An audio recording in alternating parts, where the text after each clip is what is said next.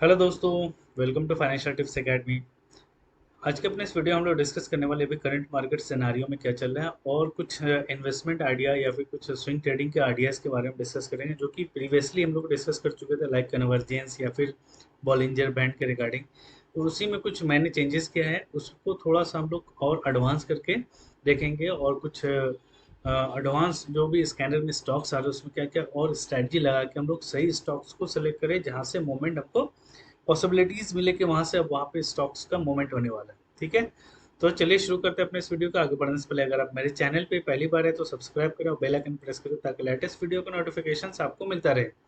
और अगर आप मेरे टेलीग्राम ग्रुप पे नहीं है तो वहाँ नीचे डिस्क्रिप्शन आपको लिंक मिल जाएगा, जहाँ पे प्रॉपर बीच बीच में अगर मैं यूट्यूब पे वीडियो नहीं बना पाता हूँ तो वहाँ पे आपको रेगुलरली अपडेट करता रहता हूँ क्या मार्केट का सिनारियो चल रहा है। ठीक है, तो अकॉर्डिंग टू टेक्निकल एनालिसिस जो भी मार्केट का सिनारियो है उसको हम लोग प्रेडिक्ट करने की कोशिश करते हैं। ठीक है, तो जैसे मान लीजिए प्रीवियस जो भी मैंने यहाँ पे बताया था, जैसे 19 मई को बताया था, यहाँ पे देखिए मार्केट यहाँ से सपोर्ट ले रहा है, उसके बाद यहाँ से इसमें अच्छा खासा बाउंस बैक आने की संभावना है ना, रिबाउंड टाइप स्टार्ट्स अगेन, यहाँ पे मैंने मैसेज किया था। ठीक है, तो उसी तरीके से आप देख सकते हैं यहाँ पे कुछ कुछ स्टॉक्स भी मैंने यहाँ पे बताया था। ईपीएल अभी करंट में भी चल रहा है ये, इसमें भी है ना, इसमें क्या बाइंग प्राइस है, क्या स्टॉप लॉस होना चाहिए, उसके बारे में मैंने बताया था। फिर देन उसके बाद इन्फोसिस के बारे में पहले बताया था। ठीक है, इन्फी अभी भी करंट में भी बाई चल रहा है। ठीक है, क्या क्या हमने पॉइंट देखा था उसके बारे में आज हम लोग डिस्कस करेंगे। ठीक है, इन्फोसिस हो गया, आईटी सेक्टर, हालांकि सारे स्टॉक्स अभी अच्छे हैं, बट किस किस स्टॉक्स में अभी आपको अपना पोजीशन बनाना, किस स्टॉक्स में अभी यहाँ पे वेट करना, उसके बारे में हम लोग डिस्कस करेंगे। ठीक है, या फिर कुछ कुछ इंपॉर्टेंट पॉइंट्स हम लोग डिस्कस कर लेंगे, ताकि आप वहाँ से जाके देख सकते हैं, खुद से एनालिसिस आप कर सकते हैं। ओके, तो चलिए शुरू करते हैं अपने इस वीडियो को। तो यहाँ पे सबसे पहले हम लोग आ जाते हैं निफ्टी के चार्ट पे। ओके, यहाँ पे देखिए बॉलिंजर बैंड लगा हुआ है और ये ब्लू कलर का जो लाइन है ये एंकर है, एंड ये ग्रीन कलर का लाइन है जो 9 मूविंग एवरेज जो है उसका हाई लगा हुआ है, एंड इसकी ज़रूरत नहीं है अभी। ठीक है, हालांकि मैं अपने हिसाब से कुछ कुछ लगाए रहता हूँ, तो उसको जिसकी ज़रूरत नहीं है उसे हटा देते हैं। ठीक है, अभी करंट में अगर हम देखें तो इसने ये डेली टाइम फ्रेम पे यहाँ पे इसके आसपास मैंने बताया था, यहाँ पे अच्छा बाउंस बैक आने की संभावना है। ठीक है, तो यहाँ पे आप देखें अच्छा खासा बाउंस बैक आया। ओके, और इसका अगर आप वीकली टाइम फ्रेम पे देखेंगे, ठीक है ना, बीच वाला जो लाइन है ब्लैक कलर का, ये 20 SMA है, 20 मूविंग एवरेज है। ओके, और upper band and lower band, तो ये दोनों क्या है, स्टैंडर्ड डेविएशन, एंड बीच वाला जो ब्लैक कलर का है 20 SMA है, एंड 9 EMA या फिर 9 मूविंग एवरेज यहाँ पे मैंने हालांकि रखा है का हाई। ठीक है, जब ये इसने यहाँ पे क्रॉस किया तो यहाँ पे आप देखें वीकली में ये बाय आ गया। ओके, तो इसलिए मैं यहाँ पे अभी बियरिश नहीं हो रहा था, और मंथली में भी ये बाय है। ओके, 20 SMA के ऊपर है तो ये अभी बाय में। ओके, हालांकि डेली में एक दो दिन इसने यहाँ पे देखे ये यहाँ से 3 रेड कैंडल बनाया था। ठीक है, उसके बाद 20 SMA को टच किया। अगर कोई भी स्टॉक्स या इंडेक्स मंथली में बाय हो, वीकली में बाय हो, तो वो ज़्यादातर चांसेस है कि 20 SMA के आसपास सपोर्ट लेकर के फिर बाउंस बैक करने की कोशिश करता है। ठीक है, तो यहाँ पे देखिए इसके बाद बाउंस बैक किया, हालांकि यहाँ पे 2 दिन कंसोलिडेट किया, फिर उसके बाद 20 SMA फिर दोबारा टच किया, फिर यहाँ से बाउंस बैक किया। और इससे रिलेटेड जो भी स्टॉक्स रहेंगे, जो भी निफ्टी 50 के परफॉर्मिंग स्टॉक्स हैं, जो भी इसके कंपोनेंट्स हैं, वो भी अच्छा परफॉर्म करेंगे। ठीक है, तो लाइक आप आईटी सेक्टर देख लें, रिलायंस ने बहुत अच्छा परफॉर्म किया। ठीक है, और बीच में मार्च के आसपास मैंने यहाँ पे देखिए इसके आसपास मैंने बोला था कि पोर्टफोलियो बना लिए, है ना, जब जब स्टॉक्स में डिप मिलता है, कुछ कुछ स्टॉक्स मैंने यहाँ पे बता रखा था, और उसका स्क्रीनशॉट भी मैंने भेजा था। ठीक है, एक इस तरह का है। यहाँ पे आप देख रहे हैं डॉक्टर रेड्डी है, S R S L, Sun Pharma, F L, S R F, इससे पहले भी कुछ बताया था। उसमें उसमें बोला था कि जब जब डिप है उसमें आपको बाय करते जाना है। ठीक है, तो ये देखिए मार्च के आसपास आपको दिखाने की कोशिश कर रहा हूँ मैं।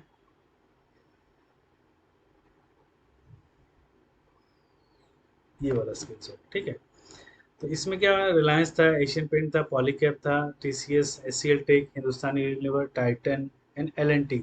उसका प्राइस आप देख सकते हैं, उस टाइम का जो प्राइस था मार्च के आसपास का 2200 है, 2835 है, पॉलीकैब का 2900 है, टीसीएस का 3174 है, HCL Tech 1074, Hindustan Unilever 30, Titan 2442 and LNT 2153।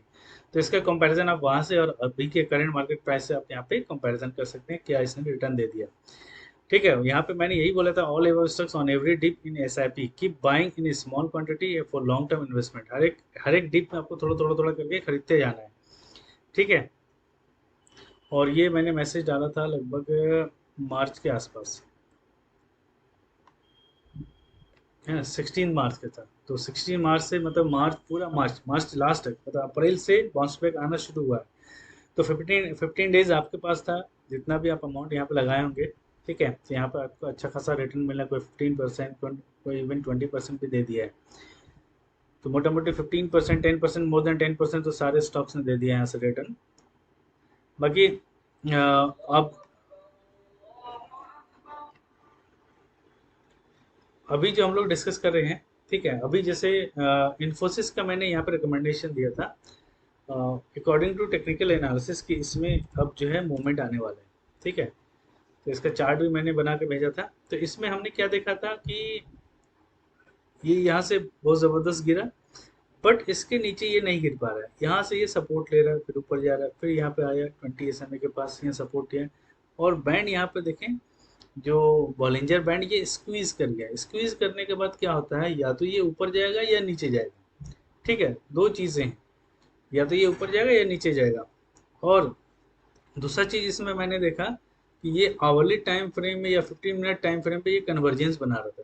ठीक है, तो जैसे इस कन्वर्जेंस का हम लोगों ने ऑलरेडी डिस्कस कर रखे हैं कुछ पॉइंट्स को। तो यहाँ पे देखेंगे इसका अगर टाइम फ्रेम चेंज करेंगे, ठीक है, अगर हम यहाँ पे टाइम फ्रेम चेंज करेंगे तो यहाँ पे देखिए आवरली टाइम फ्रेम में इसने कन्वर्जेंस का आसपास बनाया था। ठीक है, और 15 मिनट में एग्जैक्टली बनाया था, जब सारा पॉइंट मूविंग एवरेज एक जगह टच करके निकल जाए। ठीक है ना, एक जगह आना चाहिए, सारा मूविंग एवरेज एक जगह आना चाहिए, उसके बाद प्राइस ऊपर की ओर जाने लगे, तो वहाँ पे इसको हम एक्चुअल कन्वर्जेंस मानेंगे। तो यहाँ 15 मिनट टाइम फ्रेम पे किसने कन्वर्जेंस बनाया, तो हमें एक्सपेक्टेशन था कि यहाँ पे ये आवरली टाइम फ्रेम पे भी ये कन्वर्जेंस बनाएगा। ठीक है, बट इस तरह के कन्वर्जेंस नहीं बनाए, लेकिन सारा मूविंग एवरेज को क्रॉस करके अभी एबव चल रहा है। ओके, और इसका अगर आप डेली टाइम फ्रेम पे देखेंगे, तो डेली टाइम फ्रेम पे अभी हालांकि ये नीचे ही है, बट यहाँ पे क्योंकि बॉलिंजर बैंड स्क्वीज किया, तो यहाँ पे हमें चांसेस है कि इसमें भी अच्छा खासा बाउंस बैक आए। चलिए आज के ना एक मेन पॉइंट पाते हैं। ठीक है, मेन डिस्कशन जो मैं करना चाह रहा हूँ आपके पास, वो ये है कि यहाँ पे कन्वर्जेंस है, क्या कैसे कैसे हम लोग यूज़ करेंगे। ठीक है, इसको हर एक टाइम फ्रेम पे आप यूज़ कर सकते हैं। तो इसमें सबसे पहले हम लोग देख लेते हैं क्या क्या लगाते हैं। स्टडीज़ में जाएंगे, ठीक है ना, क्या लगाया मैंने, 20 EMA और 50 EMA, 100 EMA, 150 EMA, 200 EMA। ठीक है ना, ये सारा मैंने लिया है। इसका बस कलर मैं चेंज कर लेता हूँ, कोई भी एक कलर सेलेक्ट कर लेते हैं। ठीक है, वाइट कलर क्योंकि इसमें दिख नहीं रहा। तो 5 मूविंग एवरेज लिया मैंने, 20 EMA और 50 EMA, 100 EMA, 150 EMA and 200 EMA, और नीचे वॉल्यूम लगा लिया। ओके, और अलग अलग टाइम फ्रेम पे कन्वर्जेंस हम लोग देखेंगे। अभी हालांकि ये नीचे की तरफ कन्वर्जेंस बना है, मतलब मार्केट गिर रहा है, अगर इस तरह से पॉइंट सारा मूविंग एवरेज मिल करके प्राइस नीचे की ओर जाएगा तो वो तेजी से गिरेगा। ठीक है, और हर तरह और इसी तरीके से ये सारा मूविंग एवरेज एक एक जगह मिल करके अगर जो प्राइस है ऊपर की ओर जाएगा, वो तेजी से ऊपर की ओर जाएगा। ठीक है, तो कन्वर्जेंस अलग अलग टाइम फ्रेम पे अलग अलग उसका जो रिटर्न आने की जो संभावना वो अलग अलग होती है। ये 15 मिनट का भी कन्वर्जेंस होता है, आवरली टाइम फ्रेम पे भी कन्वर्जेंस देख सकते हैं, 4 आवर पे भी कन्वर्जेंस देख सकते हैं, डेली टाइम फ्रेम पे भी कन्वर्जेंस देख सकते हैं, और वीकली और मंथली। ठीक है ना, बट जैसे जैसा टाइम फ्रेम होगा उस तरह से आपको ये रिटर्न देगा। अगर 15 मिनट या आवरली टाइम फ्रेम का कोई कन्वर्जेंस बना रहा है, तो 15 मिनट या 5 मिनट के आसपास अगर कन्वर्जेंस बना रहा है, तो वो 5 से 10% आपको रिटर्न देने की संभावना है। ठीक है, अगर यही आवरली रहेगा, तो आवरली टाइम फ्रेम पर अगर कोई कन्वर्जेंस बना रहा है, तो उसका जो रिटर्न होगा लगभग 15 से 20% के आसपास देने की संभावना है। ठीक है ना, ये चांसेस होता है अगर एक्चुअल कन्वर्जेंस बनाए तो। ठीक है, कन्वर्जेंस में और भी पॉइंट चेक करेंगे हम लोग। इसका डिटेल वीडियो और मुझे बनाना पड़ेगा, इसमें और भी चीज़ें इसमें डालनी पड़ती है। ठीक है, कुछ एंकर का भी कंसेप्ट डालना पड़ता है, एंकर वीवेब जो हम लोग यूज़ करते हैं, तो वो भी हम लोग देखेंगे आने वाले वीडियोस में। क्योंकि कन्वर्जेंस का एग्जैक्टली अगर हम वीडियो बनाएं तो काफ़ी सारा वीडियो सीरीज ऑफ, मतलब इसका अलग से प्लेलिस्ट बन जाएगा। तो अभी जहाँ पे जो जो मोटा मोटा पॉइंट हमें समझना है वो ये देखना है कि अलग अलग टाइम फ्रेम पे हमको कन्वर्जेंस हमको देखना है, और कौन सा टाइम फ्रेम कितना दिन के लिए वैलिड रहेगा, ठीक है ना। और भी क्या क्या चीज़ें उसके साथ हमें देखनी है, ठीक है ना। बॉलिंजर बैंड में भी कुछ हमें देखना है, जैसे आज मैंने इन्फोसिस का एग्जांपल बताया था कि बॉलिंजर बैंड जब भी स्क्वीज हो, मतलब पतला हो जाए बैंड, उसके बाद क्या होता है, या तो प्राइस ऊपर की ओर जाएगा बैंड को तोड़ के, या नीचे की तरफ गिरेगा, ठीक है। तो उसके बारे में भी हम लोग डिस्कस करेंगे। ओके, तो पहले हम लोग कन्वर्जेंस पहले समझ लेते हैं, क्योंकि ये बहुत इंपॉर्टेंट टॉपिक है और इसको समझना बहुत ही ज़रूरी है। तो यहाँ पे मैंने 5 मूविंग एवरेज लिया है, ठीक है ना। और अलग अलग टाइम फ्रेम पे हम लोग देखेंगे, जैसे मान लीजिए अभी इसका 5 मिनट टाइम फ्रेम देखेंगे। तो 5 मिनट आपको यहाँ पे देखिए, यहाँ पे कन्वर्जेंस बना है, ठीक है। एग्जैक्टली समझिए पहले क्या ये हम मैं आज आपको बताना चाह रहा हूँ। 5 मिनट टाइम फ्रेम पे यहाँ पे कन्वर्जेंस बना है, ठीक है। और इसको जैसे ब्रेकआउट किया, ठीक है। अब ये इसका यहाँ पे मान लीजिए यहाँ पे कन्वर्जेंस बनाए, तो इसमें क्या हुआ, जैसे ब्रेकआउट हुआ, यहाँ पे मान लीजिए 2 कैंडल के क्लोज के बाद आपने एंट्री लिया, इस पे लिया एंट्री, ठीक है। तो ये इंटरडे के लिए बहुत अच्छा रहता है, 5 मिनट, 10 मिनट, 15 मिनट, वो इंटरडे वाले यूज करते हैं, ठीक है। अगर आप स्विंग ट्रेड यूज के लिए ट्रेडर हैं या फिर पोजिशनल ट्रेडर हैं, तो हम लोग यहाँ पे आवरली या डेली टाइम फ्रेम का देखेंगे, ठीक है ना। और इन्वेस्टर हैं तो वीकली या मंथली, तो वीकली मंथली आपको कई सालों के बाद कोई कोई एक आध स्टॉक्स मिलेगा।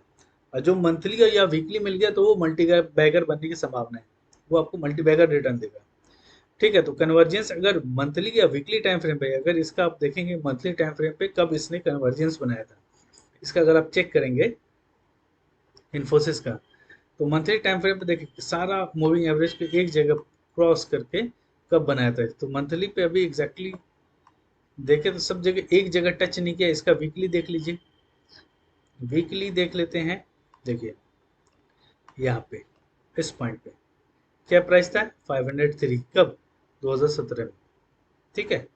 तो इसके आसपास देखिए यहाँ पे वीकली कन्वर्जेंस बनाया था और यहाँ से अच्छा खासा आपको रिटर्न दिया था, 519 के आसपास एंड देन 851, फिर यहाँ पे ये गिरा, ठीक है ना। अच्छा, यहाँ पे हमें कहाँ निकलना है उसके बारे में भी, इस कन्वर्जेंस का जो टॉपिक है, इसका जो पूरा सीरीज चला रहा हूँ, इसमें मैं बताऊंगा आपको, ठीक है।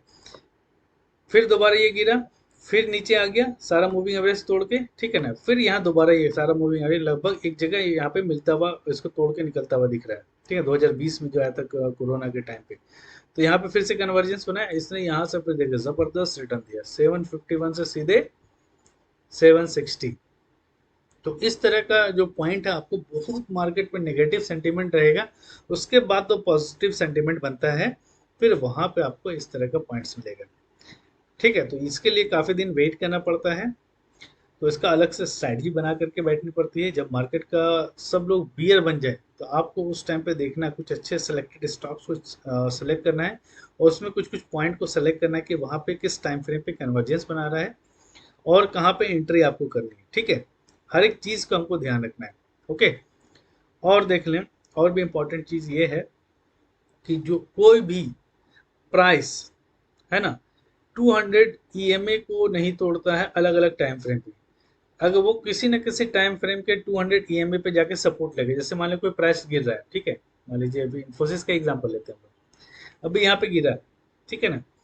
तो किसी न किसी टाइम फ्रेम पे 200 के ईएमए पे आके ये सपोर्ट लेगा। जैसे मान लिया डेली टाइम फ्रेम पे 200 ईएमए आपका कौन सा है, ये ब्लू वाला है, उसको इसने तोड़ दिया है।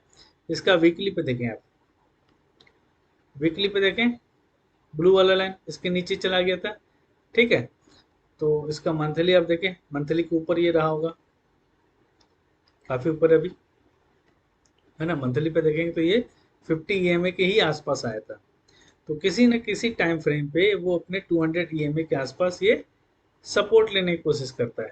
हालांकि ये यहाँ पे नीचे आ गया, लेकिन अब ये इसको ऊपर यहाँ पे सस्टेन कर गया, ठीक है, 200 ईएमए के वीकली टाइम फ्रेम पे, तो ये अच्छा खासा यहाँ पे बाउंस बैक देगा, ठीक है। तो इस तरीके से आप देखेंगे कोई भी स्टॉक्स अगर वो गिरेगा, ठीक है ना, तो किसी न किसी टाइम फ्रेम पे 200 ईएमए पे, चाहे वो 15 मिनट हो सकता है, आवरली टाइम फ्रेम पे हो सकता है, 2 आवर टाइम फ्रेम हो सकता है, डेली टाइम फ्रेम हो सकता है, वीकली टाइम फ्रेम हो सकता है, या मंथली टाइम फ्रेम हो सकता है, कहीं ना कहीं जाके वो सपोर्ट लेगा। फॉर एग्जाम्पल जैसे मान लीजिए अदानी एंटरप्राइजेस बहुत गिरा था ना, इसका एग्जाम्पल हम लोग देख लेते हैं, ओके। काफी तेजी से गिरा था, ये 200 EMA वीकली टाइम फ्रेम पे, यहाँ पे आके नीचे गिर के फिर सस्टेन किया, फिर सस्टेन किया, फिर गिरा, फिर सस्टेन किया, फिर यहाँ पे आकर के ये सस्टेन करना शुरू कर दिया था। ठीक है, इसका अगर मंथली आप देखेंगे तो देखें मंथली में तो जा भी नहीं पाता, 100 EMA के आसपास ही यहाँ पे सपोर्ट लेना शुरू कर दिया था। ठीक है, तो वीकली में आप देखें, वीकली में 200 EMA के आसपास ये यहाँ पे इससे मतलब इसके नीचे क्लोज नहीं दे पाए, एक यहाँ पे क्लोज दिया लेकिन दूसरा कैंडल इसके ऊपर क्लोज दे दिया। ठीक है ना, 200 पे आया, सस्टेन किया, फिर ऊपर बाउंस बैक किया, फिर यहाँ पे ग्रीन कैंडल बनाया, फिर दो कैंडल नीचे बनाया, फिर तीसरा कैंडल इसके ऊपर क्लोज दे दिया। ठीक है, फिर यहाँ पे इस दौरान यहाँ पे घूमता रहा 200 और 150 के बीच, यहाँ पे काफी दिनों तक ये कंसोलिडेट करता रहा, फिर यहाँ पे देन ब्रेकआउट आ गया। ठीक है, तो इस तरीके से आप देख सकते हैं किसी भी टाइम फ्रेम पे कौन प्राइस किसी भी स्टॉक्स का कहाँ पे वो सपोर्ट ले रहा है। पहला कॉन्सेप्ट ये हो गया कन्वर्जेंस का, आपको ये समझना है। ठीक है ना, किस टाइम फ्रेम पे वो कन्वर्जेंस बना रहा है, और अगर 15 मिनट या आवरली टाइम फ्रेम पे कन्वर्जेंस बना रहा है, 15 मिनट पे बना रहा है, तो 1 से 2 दिन तक वो रिलायबल है। ठीक है, मे बी 3 डेज भी हो सकता है। और आवरली टाइम फ्रेम पे बना रहा है तो ये 1 वीक तक रिलायबल हो सकता है, लेकिन कन्वर्जेंस बनाना चाहिए एग्जैक्टली। ओके, और उसके बाद फिर देन डेली टाइम फ्रेम पे बना रहा है तो यहाँ पे आप लोग 10 to 15 डेज होल्ड कर सकते हैं वीकली टाइम फ्रेम। और मंथली टाइम फ्रेम पे अगर बना रहा है तो यहाँ पे हम लोग फॉर इन्वेस्टमेंट पर्पस के लिए यूज कर सकते हैं। यहाँ पे देखें, जैसे यहाँ पे इस पॉइंट पे ये कन्वर्जेंस बनाया था वीकली टाइम फ्रेम पे 181 पे, है ना, 27 जुलाई 2020। तो इस तरह की चीजें आपको यहाँ पे ढूंढना है, ढूंढ के निकालना है। ठीक है, इसका अगर आप देखें बॉलिंजर बैंड देखेंगे तो यहाँ पे ये स्क्वीज पे होगा, फिर में चले त्रिवेणी में जाए। ठीक है, तो यहाँ पे बॉलिंजर बैंड आएगा। ठीक है, तो इसको हम लोग वीकली में देख लेते हैं ताकि यहाँ पे देखें स्क्वीज, है ना, पतला टाइम फ्रेम पे बनाया था बिल्कुल। ओके,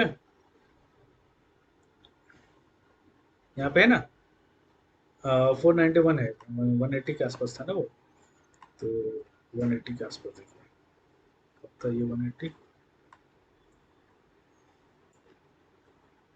कन्वर्जेंस का पहले हम लोग देख लेते हैं वीकली टाइम फ्रेम पे, उसका एक्चुअली मैंने डेट ध्यान नहीं रखा था, डेट पहले देख लेते हैं। ओके, तो ये यहाँ पे बनाया था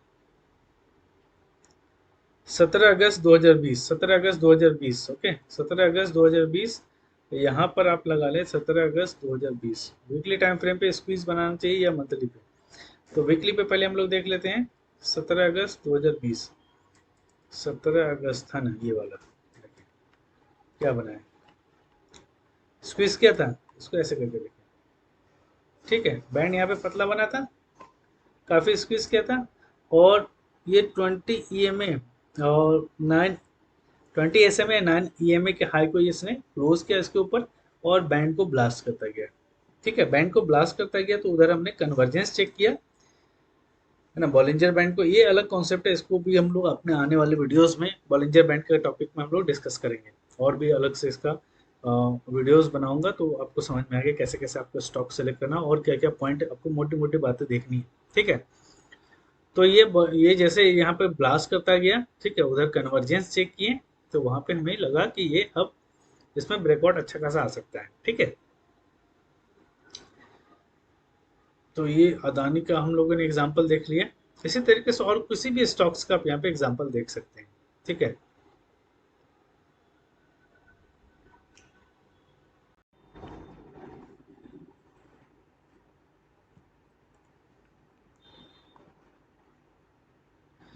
अभी करंट सिनारियो में देखिए, जो अदानी इंटरप्राइजेज में मूवमेंट आया है, ठीक है, तो इसका अगर आप देखेंगे बैंड को, तो यहाँ पे देखिए कितना बड़ा गिरावट के बाद यहाँ पे कितना दिनों तक प्राइस कंसोलिडेट करता रहा, कितना दिनों तक। इसका डेली टाइम फ्रेम पे अगर आप देखेंगे तो बैंड क्या हुआ, स्क्वीज हुआ, पतला हुआ। ठीक है, तो पतला होने के बाद यहाँ पे इसमें मूवमेंट आया, और यहाँ पे मैंने एंकर वीवेप लगा दिया। ठीक है, इस पॉइंट पे यहाँ से जहाँ से ये गिरना तगड़े तरीके से गिरना शुरू हुआ था, वहाँ पे उसके 20 SMA के आसपास के उसके पॉइंट पे हाई पिल मैंने लगा दिया। तो इस पॉइंट को जैसे इसने क्रॉस किया, यहाँ पे देखिए दो बड़ा बड़ा कैंडल जम किया, दो बड़ा बड़ा कैंडल, ठीक है, तो डेली टाइम फ्रेम पे देखें, स्क्वीज करने के बाद यहाँ पे गया तो इसका आप कन्वर्जेंस चेक करें। दो दो तीन चीजें आपको देखना, हर एक चीज को कनेक्ट करके देखना होगा कि वहाँ क्या कर रहा है, यहाँ क्या कर रहा है।